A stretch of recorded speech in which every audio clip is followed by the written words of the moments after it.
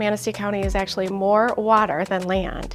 And so it's no surprise that it's incredibly important to what our residents care about, everything from recreation to our reliance on a tourism and hospitality and recreation industry to support our local economy.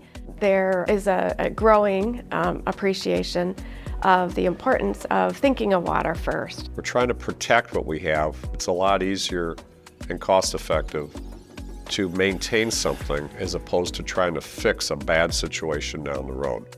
The Upper Lake Michigan team's initiative was entitled Water First, and we chose that name because we want to make sure that while we all recognize the importance of water, sometimes we are not making the effort to put water first when we're making policy decisions or planning decisions, development decisions. So of course all communities balance a number of different priorities, but we're trying to encourage communities throughout the region to consider water first, recognizing its incredible importance to our current quality of life and to our future.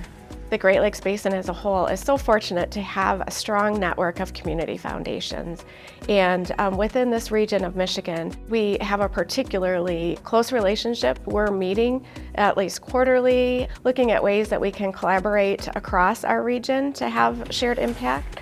And so the Water First initiative was a natural for us. We're all community foundations on the Great Lakes shoreline. We all recognize the critical importance of water to our futures of our communities.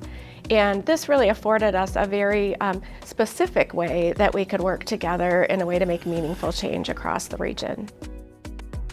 It really is quite an undertaking because we have so much water in this part of the state, so many needs for protection and enhancement. With our involvement here in Manistee County supporting the Two Lakes Sewer Authority, we really felt that we were able to have an impact throughout the region and have models and lessons learned that we can share among our Water First partners.